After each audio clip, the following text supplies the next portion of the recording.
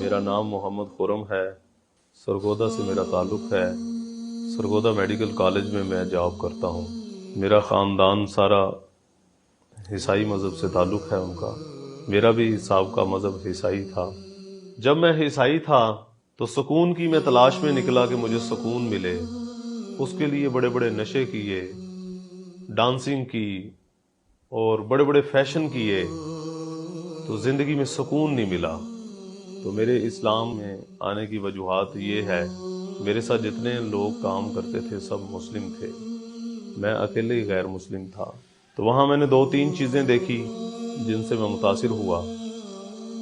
एक तो नमाज का टाइम जब होता था तो जितने मुस्लिम मेरे साथ जॉब करते थे सब के सब मस्जिद में चले जाते थे। और दूसरा, जब रमज़ान का महीना आता था सबके रोज़े होते थे, तो जब वो नमाज पढ़ के आते थे उनके चेहरे ऐसे, मुझे एक अजीब रूहानियत, एक नूरानियत उनके चेहरों पे महसूस होती थी। और जैसे वो फैक्ट्री में एंटर होते थे ऐसे एक महक सी, एक खुशबू सी मुझे महसूस होती थी। एक भाई ऐसे थे जो तबलीगी जमात के साथ उनका आना जाना था, उन्होंने मेरे से दोस्ती लगाई। तो इस तरह वो भाई ने मुझे मोहब्बत दी, यहाँ तक कि जुमे वाले दिन वो मुझे कहते थे कि खुरम भाई आओ, घर बिरयानी वालदा ने बनाई है, आओ खाना इकट्ठे खाते हैं। तो इस तरह तकरीबन 1-1.5 साल इस तरह उसने मेरे से मामलात रखे। जो घंटा 1.5 घंटा हमारा रेस्ट होता था, उस रेस्ट के दौरान वो मुझे इस्लाम की खूबियाँ बताता था।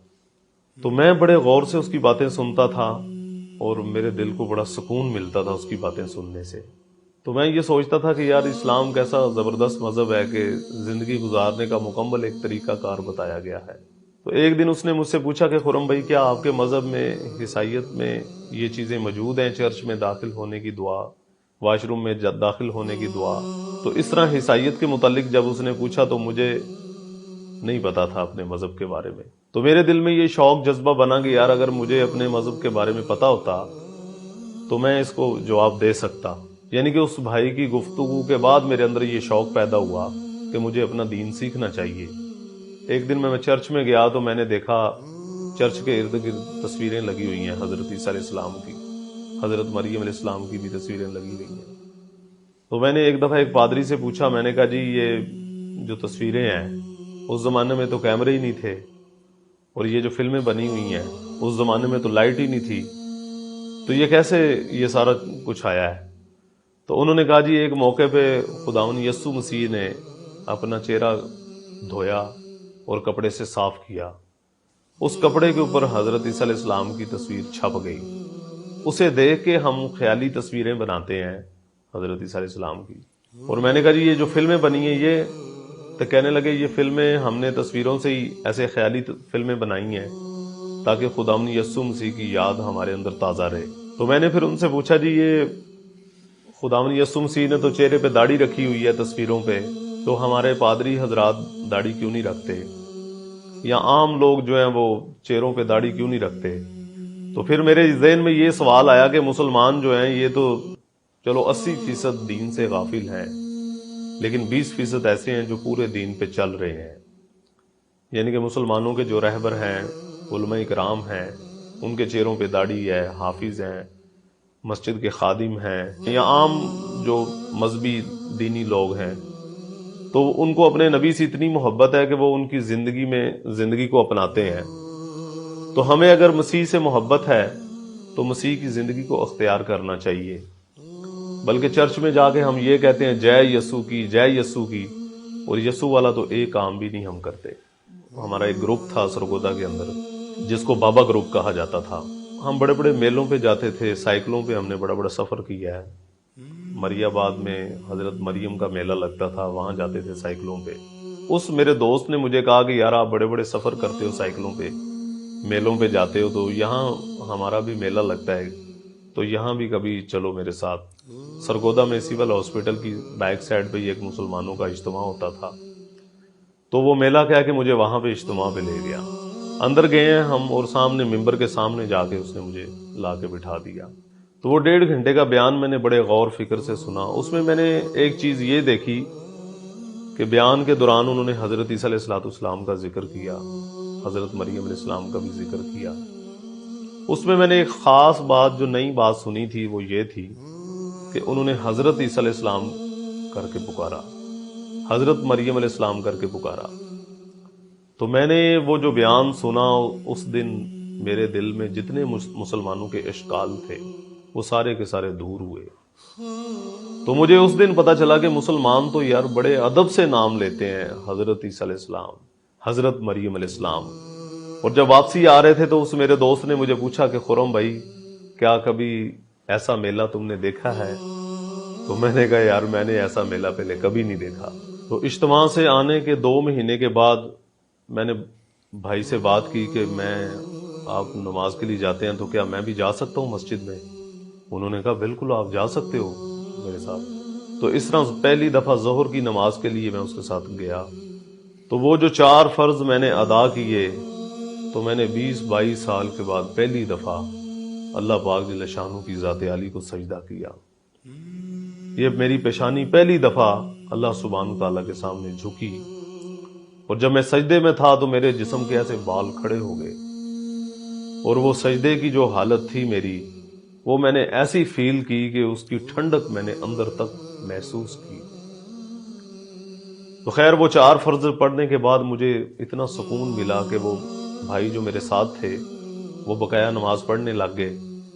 میں کبھی مسجد کے محراب کی طرف دیکھ رہا ہوں، میں کبھی مسجد کے پلروں کی طرف دیکھ رہا ہوں، میں کبھی مسجد کی چٹائیوں کے اوپر ہاتھ ایسے لگا کے اپنے سینے کے اوپر پھیر رہا ہوں۔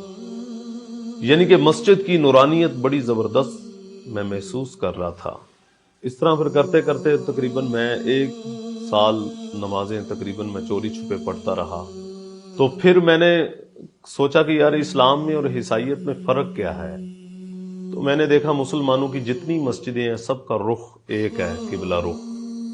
عیسائیت میں نے دیکھا چرچ کا کوئی رخ نہیں ہے، چرچ میں داخل ہونے کی کوئی دعا نہیں ہے۔ تو اس طرح جو اللہ پاک جل شانہ نے ہمیں قرآن دیا ہے، اپنا کلام دیا ہے، یعنی کہ وہ ایک مسجد سے اٹھا لو، دوسری مسجد سے اٹھا لو، ایک ملک سے اٹھا لو، دوسرے ملک سے اٹھا لو، تو اس طرح اس کی زیر زبر کی بھی کوئی غلطی نہیں ہے۔ تو بائبل جو بھی ان کے پاس موجودہ بائبل ہے، یعنی کہ وہ بالکل چینج ہو چکی ہے۔ ایک گھر سے اٹھا لو، دوسرے گھر سے اٹھا لو، ایک چرچ سے اٹھا لو، دوسرے چرچ سے اٹھا لو، تو یعنی کہ وہ الگ الگ بائبلیں ہیں۔ تو اس طرح الحمدللہ میں نے جب عیسائیت کو اور اسلام میں فرق دیکھا تو مجھے زمین و آسمانوں کا فرق محسوس ہوا۔ تو اللہ تعالیٰ سے میں نے دعا بھی کی کہ یا اللہ اگر اسلام حق ہے تو اسلام کی حقیقت مجھے نصیب فرما، اگر مسیحیت حق ہے تو مجھے مسیحیت پہ جما دے۔ تو میں سوچتا تھا کہ یار میں نے اسلام کہیں قبول کر لیا تو کہیں کوئی ایسا مرلہ میرے اوپر نہ آ جائے کہ مجھے کہیں اسلام کو چھوڑنا نہ پڑ جائے۔ تو اس لیے میں چاہتا تھا کہ میں صحیح طریقے سے اسلام کو چیک کروں اور اس کو دیکھ کے پھر اسلام کی طرف آؤں۔ تو پھر اللہ پاک کی طرف سے میرے دل میں یہ بات آئی کہ اللہ تعالیٰ نے مجھے یہ چیز دکھا دی ہے کہ اسلام حق اور سچ ہے، تو کہیں بغیر کلمے کے میری موت نہ آ جائے۔ تو اگر بغیر کلمے کے میری موت آ گئی تو میرا کیا بنے گا؟ تو پھر یہ میں نے فیصلہ کیا کہ میں نے اسلام قبول کرنا ہے۔ تو میں نے اس بھائی سے بات کی کہ میں اسلام قبول کرنا چاہتا ہوں، وہ بہت خوش ہوا۔ تو اس طرح الحمدللہ ہم وہاں مسلمانوں کے اجتماع پہ گئے، تو میں نے بیان سنا، بیان کے بعد عشاء کی نماز کے بعد پھر ہم نے ایک مولانا صاحب آئے، تو اللہ کی رحمت سے پھر مولانا صاحب نے کلمے کے الفاظ دہرائے، تو میں نے کلمے کے الفاظ پڑھے۔ تو یقین کریں جب میں نے کلمہ پڑھا تو مجھے ایسے محسوس ہوا جیسے دل کا کوئی خانہ خالی ہے اور کلمہ پڑھتی وہ خانہ پر ہو گیا، جیسے پتہ نہیں کوئی کتنی جاندار کتنی قوت دار چیز میرے اندر داخل ہو گئی ہے۔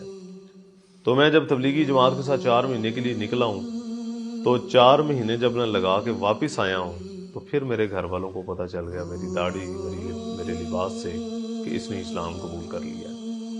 تو پھر مجھے گھر والوں نے بٹھایا اور مسلمانوں کی کمیاں بتائی، تو میں دل ہی دل میں اللہ سے دعا کرتا رہا کہ یا اللہ ان کو پتہ نہیں ہے کہ صحیح راستہ کیا ہے، میرے مولا جیسے تو نے مجھے حقیقت اسلام کی نصیب کی، ایسے میرے گھر والوں کو، میرے نانکوں کو، میرے دادکوں کو بھی یہ چیز نصیب فرما۔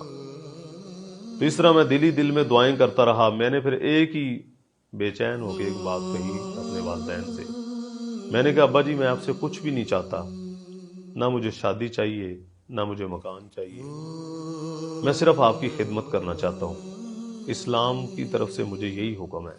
تو اتنی بات سنتے ہی میرے چاچوں نے بے اختیار مجھے مارنا شروع کر دیا، ابا جی نے بے اختیار گالیاں نکالنی شروع کر دی،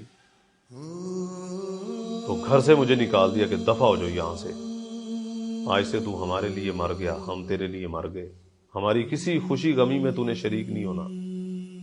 تو یہ بات کہہ کہ مجھے گھر سے نکال دیا گھر والوں نے۔ ہمارے محلے میں جو قریبی مسجد تھی میں وہاں چلا گیا، میں 2-2.5 گھنٹے جا کے مسجد میں بہت رویا، اللہ سے دعائیں کی کہ یا اللہ میرے گھر والوں کو پتہ نہیں ہے صحیح کیا ہے، تو جیسے مجھے اندھیروں سے مولا تو نے نکالا ایسے میرے گھر والوں کو ہی نکال دے۔ اب میرے والد صاحب، چاچو، تائے جب باہر نکل جاتے تھے اپنے اپنے کاموں پہ تو میں گھر آتا تھا، میں اپنی والدہ کو دعوت دیتا تھا، اپنی بہنوں کو دعوت دیتا تھا، اپنی پھوپھیوں کو دعوت دیتا تھا، تو پھر میں ان کو بتاتا تھا کہ میں نے 22 سال عیسائیت میں گزارے ہیں، تو میں نے تو عیسائیت میں بھی کوئی ایسی خاص چیزیں نہیں دیکھی کہ جن سے میرا دل متاثر ہوتا، جن سے مجھے سکون ملتا۔ تو خیر میری والدہ بھی رو رہی ہے، میری بہنیں بھی رو رہی ہیں، بہن بھائیوں میں کیونکہ بڑا میں ہی تھا تو اس لیے ان کو بہت صدمہ تھا میرا اسلام قبول کرنے کا۔ تو خیر ابا جی نے مجھے گھر ٹھہرنے کی اجازت نہیں دی تھی، میں نے زبردستی رہنا شروع کر دیا گھر میں۔ اب 6 مہینے تقریباً 4 مہینے یا 6 مہینے میں کم و بیش گھر میں رہا، تو سب سے زیادہ محنت میں نے اپنی والدہ محترمہ پہ کی۔ تو 6 مہینے کے بعد خیر میری والدہ محترمہ اسلام قبول کرنے کے لیے تیار ہو گئی، کہنے لگی بیٹے میں مسلمان ہونے کے لیے تیار ہوں، لیکن اس گندگی کے اندر، اس اندھیرے کے اندر ہم نے نہیں رہنا، مجھے یہاں سے لے کے کہیں اور مجھے لے کے چلے جاؤ۔ اسلام قبول کرنے کے بعد الحمدللہ ایک اندر میرے فکر پیدا ہوئی، تو میں اپنی قوم کو، اپنے قبیلے کو، اپنے خاندان کو چوری چھپے ملتا رہا۔